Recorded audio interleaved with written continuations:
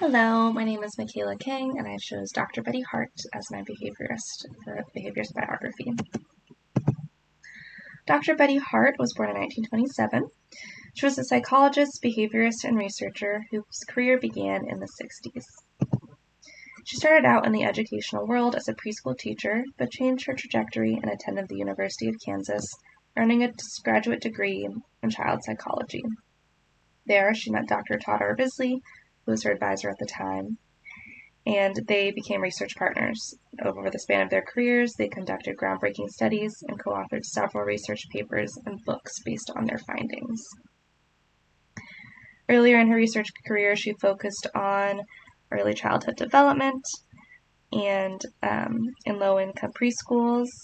She researched communication development and behavioral interventions to increase desired behavior. Through her research, Hart and Risley began to observe academic and social differences between low-income and middle-class students, which launched their interest into further investigating the reasons behind those discrepancies. She is best known for her research on how socioeconomic status and communication with children at a very young age play an important role in speech, vocabulary, and communication development.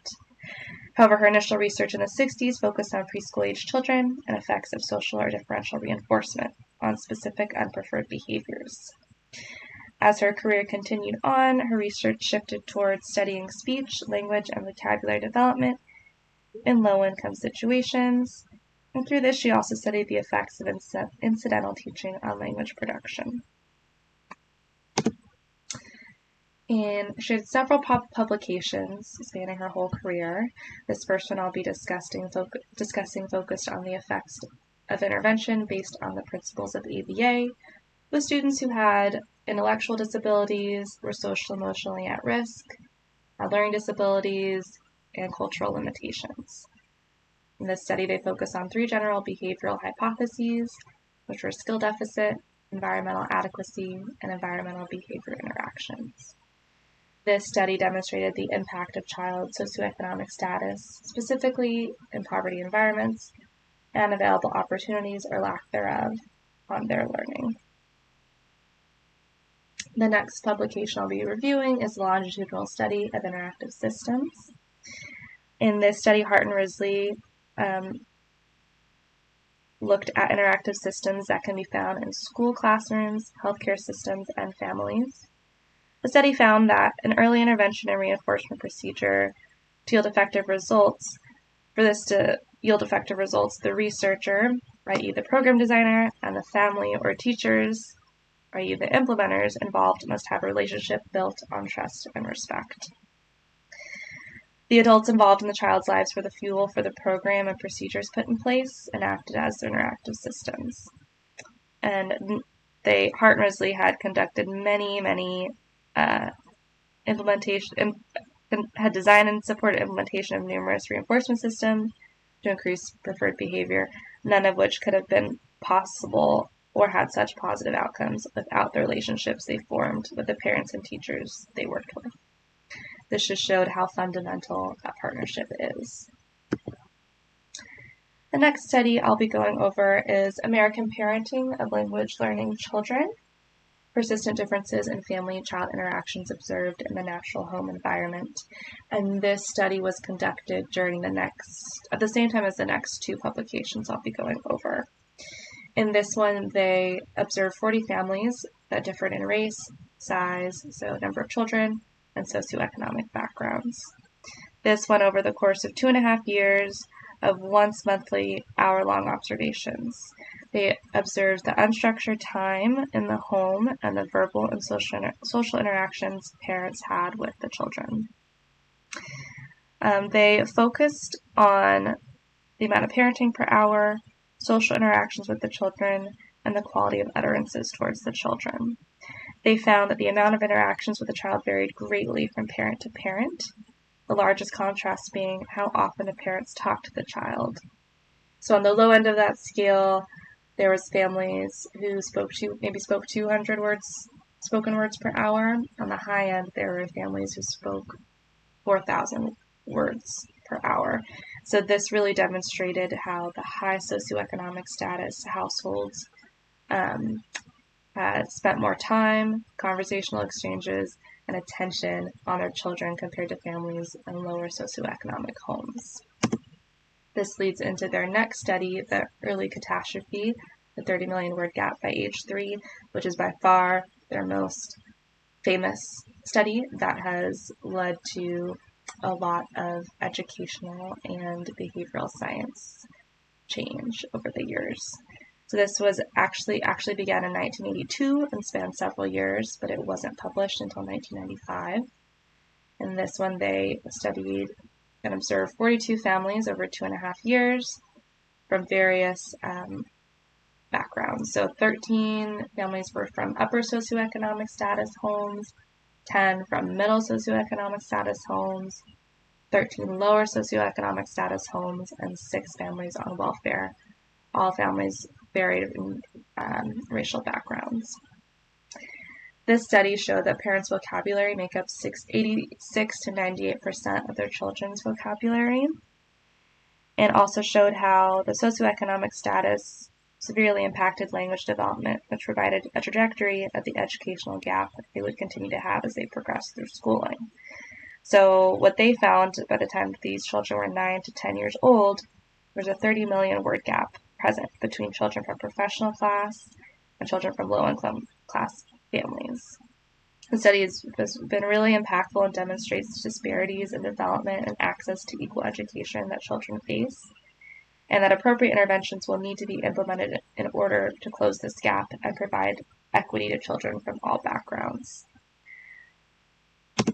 This leads into this next study, the prediction of school outcomes based on early language production and socioeconomic factors. So this acted as a longitudinal follow-up study from Hart and Risley's study that began in 1982, and it was done to determine the language and academic development trajectory based off the children initially observed in 1982. Over half the original children and families were able to continue to be in this study and participated. A lot of the kids were older at this point, up to 10 years, and this was conducted in the school setting. This showed that, or the results indicated that socioeconomic status and environmental factors did, in fact, impact school outcomes, and it wasn't necessarily based off of cultural or minority backgrounds of the families. It also indicated that early childhood experiences in the home and school were far more impactful to academic achievement and language development than later schooling. Therefore, the study conducted that preventative measures are most effective when they are in conjunction with early, tiered, and systematic interventions in both the school and at home. And just from based off the research I did come up with some questions for Dr. Betty Hart if she were around today. One being, how have you seen the public school system change over the years regarding early childhood intervention? And how have you witnessed policies and government fundings change over time? The other question would be, what things as a society can we do to support these parents in low socioeconomic situations to try to reduce that gap? And then I also, through this research, read other articles and studies conducted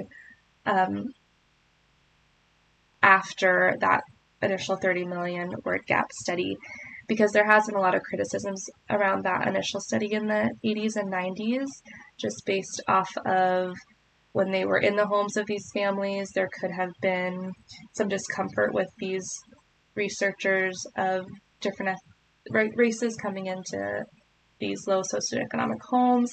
They might not have felt as comfortable with them in there, watching them, and it might not have been accurate of how they actually were how often they're interacting with their children. Other criticisms have been that the assessments they used within the schools to see where students of all these different backgrounds fell academically, a lot of those assessments, as we know now, and school systems are trying to change, have a lot of racial biases, and so those might not be the best indicators for what language development is happening with the children. So I wanted to know, knowing what we know now about racial biases within school systems and standardized testing, how would Dr. Betty Hart alter her study today if she could recreate it? Does she think that these would factor into the gap found in her initial study. Dr. Betty Hart has been extremely impactful to the behavioral sciences, psychology sciences, and childhood health and development sciences. Her book, Meaningful Differences in the Everyday Experience of Young American Children, that was published in '95 with Todd R. Risley, has been cited more than 8,000 times, and over 150 scholars have aligned their work with this. Her impact and contributions have had policy implications. There's been investments into Head Start and early Head Start programs, which promote the school readiness of infants, toddlers, and preschool-aged children from low-income families. There have been a lot of programs and intervention programs in hospitals that are built off of her findings, and that support parents in low-income situations learn how to better interact and teach language development to their children. So it has inspired a lot of change in our educational system and even our health system, which is really amazing. Dr. Betty Hart was given the Research Award for contributions to the field in 1999, so she's really had such a huge impact in this field. Some things I took away from researching Dr. Hart was that this really further instilled the importance of early intervention for effective change, as well as the effective interactions very early in a child's life.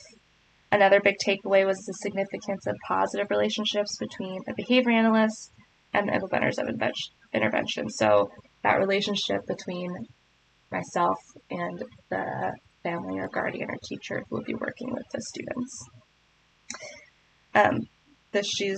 Through the studies, she's shown that relationships should be built on trust and respect to create that strong team and effective intervention. Here are my references, and thank you so much for watching.